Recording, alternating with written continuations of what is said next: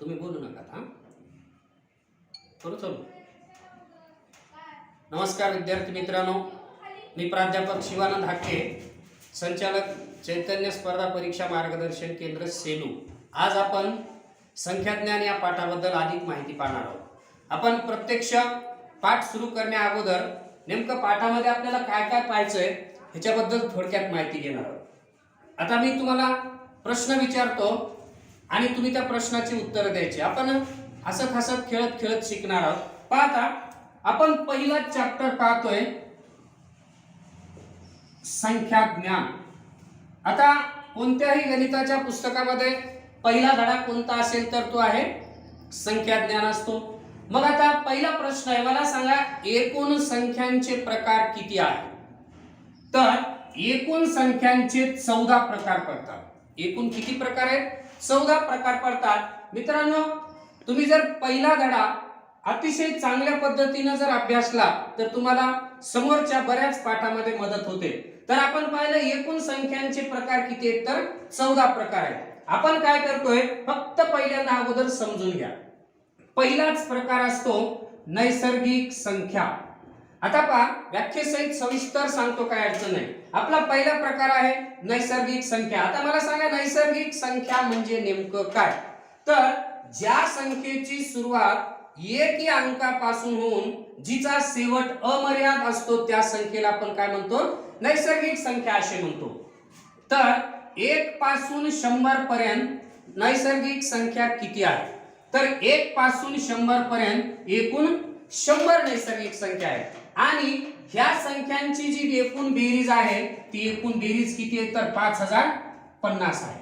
तेच आपण याच्यात पाहिलं. समजा दुसरा भाग अ घटक एक पाहू. नैसर्गिक संख्येचंच 1 पासून 50 पर्यंत एकूण 50 नैसर्गिक संख्या आहे आणि या संख्यांची बेरीज आहे 1275. तोच आपण पुढचा ब भाग पाहूया. नैसर्गिक संख्येचाच 51 पासून 100 पर्यंत एकूण 50 नैसर्गिक संख्या आहे आणि ह्या 50 नैसर्गिक संख्यांची बेरीज किती होते? तर 3775 होते. हा झाला आपला पहिला संख्येचा प्रकार. आपण दुसरा संख्येचा प्रकार पाहणार आहोत, समसंख्या. दुसरा प्रकार कोणता आहे? समसंख्या. तर मला सांगा समसंख्या म्हणजे नेमकं काय?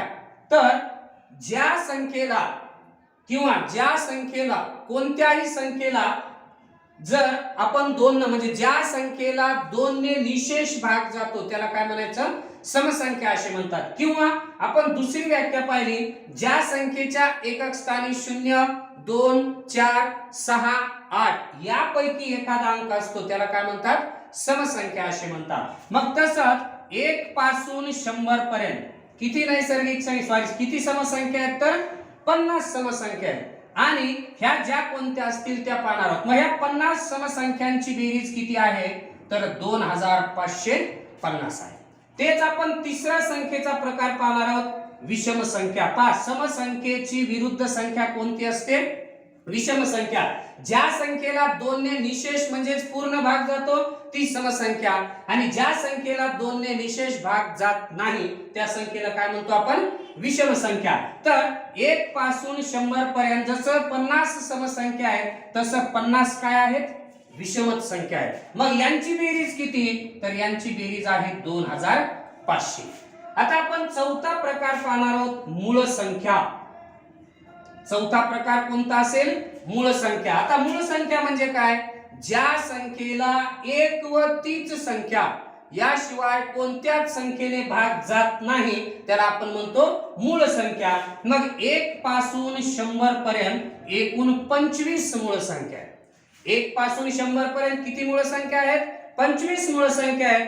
तसंच 1 ते 50 पर्यंत 15 मूळ संख्या असतात आणि 51 ते 100 पर्यंत उरलेल्या 10 मूळ संख्या असतात. मग ह्या कोणत्या मूळ संख्या आहेत आपण पाहणार आहोत. तर आता याच्यामधली सर्वात लहान मूळ संख्या आणि एकमेव समसंख्या ही 2 मूळ संख्या आहे आणि सर्वात मोठी मूळ संख्या कोणती? तर 97 आहे. मग ह्या 25 मूळ संख्यांची बेरीज किती आहे? तर 1060 आहे. त्याच्यानंतर आपण पुढचा प्रकार पाहणार आहोत, जोडमूळ संख्या. आता जोडमूळ संख्या म्हणजे काय? ज्या दोन मूळ संख्येमध्ये दोनचा फरक असतो त्याला काय म्हणायचं, जोडमूळ संख्या. मग जसं आपण मूळ संख्या पाहिलं 1 ते 100 पर्यंत, तसंच जोडमूळ संख्या सुद्धा पाहूया. मग 1 पासून 100 पर्यंत जोडमूळ संख्यांच्या जोड्या किती, तर 8 जोड्या आहेत. मग या जोडमूळ संख्यांची बेरीज किती, तर 488. हे झाले एकंदरीत 5. 6वा प्रकार आहे संयुक्त संख्या. 6वा प्रकार कोणता असेल, संयुक्त संख्या. आता संयुक्त संख्या म्हणजे काय, तर ज्या संख्येला 1 व तीच संख्या याशिवाय आणखी काही विभाजक राहतात. म्हणजे ज्या संख्येला कमीत कमी 3 अंकांनी किंवा 3 संख्येनी किंवा 3 पेक्षा जास्त संख्येनी भाग जातो त्याला म्हणतो आपण संयुक्त संख्या. मग 1 पासून 100 पर्यंत किती संयुक्त संख्या आहेत, तर एकूण आहेत 74. मग ह्या 74 संयुक्त संख्यांची बेरीज असते 3989. आता पुढचा प्रकार आहे पहा 7 नंबरचा त्रिकोणी संख्या. पहा त्रिकोणी संख्या हा घटक खूप महत्वाचा आहे. आता त्रिकोणी संख्या म्हणजे काय, कोणत्याही दोन क्रमवार नैसर्गिक संख्यांच्या गुणाकाराच्या निमपटीस आपण काय म्हणतो, त्रिकोणी संख्या असे म्हणतो. मग 1 पासून 100 पर्यंत एकूण किती त्रिकोणी संख्या आहेत, तर 3 आहेत.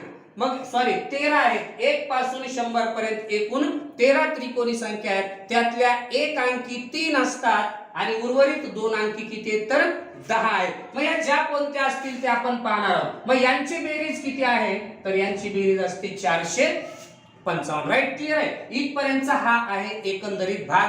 14 पैकी आपण हे 7 प्रकार पाहिले. आता पुढे आहे परिमेय आणि अपरिमेय. सगळ्यात महत्वाचा भाग आहे संख्या प्रकारामधला परिमेय व अपरिमेय. मग बाकी पूर्ण संख्या असतात, पूर्णांक, चौरस, वास्तव, जे काही चौकोनी पंचकोनी जे असेल ते. आता हे झालं इथपर्यंतचं पाहणं. आता ह्याच्यामध्ये आपल्याला 1 पासून 100 पर्यंत पाहता शून्य किती वेळा आहे असा प्रश्न विचारला. 1 पासून 100 पर्यंत शून्य किती वेळा आहे, 11 वेळा आहे. आणि त्याच्यानंतर 1 पासून 100 पर्यंत 1 हा अंक किती वेळा, तर 1 पासून 100 पर्यंत 1 हा अंक 21 वेळा येतो. पाहता याच्यात दुसरा एक उपप्रश्न टाकतात. 1 पासून 100 पर्यंत 1 हा अंक एकूण किती वेळा, तर 21 वेळा. त्याचा दुसरा प्रश्न 1 पासून 100 पर्यंत 1 हा अंक संख्येमध्ये किती वेळा, तर आपण 1 मायनस करायचं, याचं उत्तर किती येणार, 20 वेळा. त्याच्यानंतर 1 पासून 100 पर्यंत बाकीचे 2 पासून 9 पर्यंतचे सर्वच्या सर्व अंक किती वेळा आहे, तर 20 वेळा असतात. आणि संख्यामध्ये किती वेळा म्हणलं तर 19 वेळा असतात. तेच समजा आपल्याला पुढचा घटक दिला, एकूण एक अंकी संख्या किती. समजा असा प्रश्न दिला, आपल्याला विचारलं की एकूण एक अंकी संख्या किती, तर एकूण एक अंकी संख्या 9 आहे. तेच जर आपल्याला विचारलं एकूण 2 अंकी संख्या किती, तर एकूण 2 अंकी संख्या आहेत 90. तेच जर म्हणलं, प्रश्न नीट समजून घ्या, एकूण 3 अंकी संख्या किती म्हणलं, आता तुम्ही डायरेक्ट एकच म्हणता कारण का आपण 100 पर्यंतच विचार करतोय. तसं नाही, एकूण 3 अंकी संख्या या 100 पासून 999 पर्यंत आहे. मग जर समजा हे तुम्हाला पाठच नसेल, अशा वेळेस काय करायचं, मोठ्यात मोठी एक अंकी संख्या लिहा 9. आपल्याला इथं 3 अंकी संख्या तयार करायच्या. मग इथं अंक किती कमी पडतात, 2. त्याच्या ऐवजी तेवढे शून्य द्या, म्हणजे एकूण 3 अंकी किती झाल्या, 900. तेच जर आपल्याला विचारलं एकूण 4 अंकी किती, तर पहिला 9 घ्या, आता 3 शून्य द्या, म्हणजे 4 अंकी संख्या किती मिळाली आपल्याला, 9000. याच पद्धतीने पुढे 5 अंकी, 6 अंकी, 7 अंकी या पद्धतीने काय करायचं, वाढवत चालायचं. आता याच्यानंतरचा आपल्याला दुसरा प्रश्न विचारलेला असतो, समजा जर 1 अंक दिला तर एकूण किती संख्या तयार होते, एकच होते. जर आपल्याला असे 2 अंक दिले, आता याच्यात प्रश्न असतो दिलेले अंक प्रत्येकी एकदाच वापरून तयार होणाऱ्या संख्या किती, असा प्रश्न येतो परीक्षेला. मग जर असे 2 अंक दिले तर 2च संख्या तयार होतात. जर असे 3 अंक दिले, आता मी हे तुम्हाला समजण्यासाठी 1 2 3 द्यायलो, ह्याच्यामध्ये कोणतेही अंक देतात 1 पासून म्हणजे 0 पासून 9 पर्यंत 7 8 5 4 किती येऊ शकतात. आता हे जर 3 अंक दिले तर एकूण किती संख्या तयार होतात, 6 संख्या. आता ह्या कोणत्या 6 आहेत हे मी सांगतो तुम्हाला, काही अडचण नाही.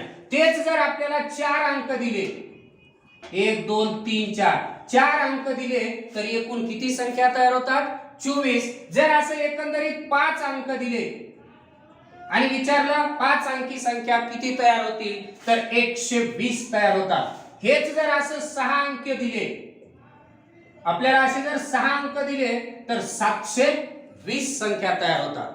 आणि जर तुम्हाला ही बेरीज पाठ नसेल तर डायरेक्ट काय करायचं, आपल्याला जर म्हणलं दिलेले अंक प्रत्येकी एकदाच वापरून तयार होणाऱ्या 3 अंकी संख्या किती म्हणलं, तर डायरेक्ट काय करायचं, विचार न करता यांचा गुणाकार करायचा. 100% उत्तर बरोबर येते. 3 दोन्ही 6, 6 एक 6.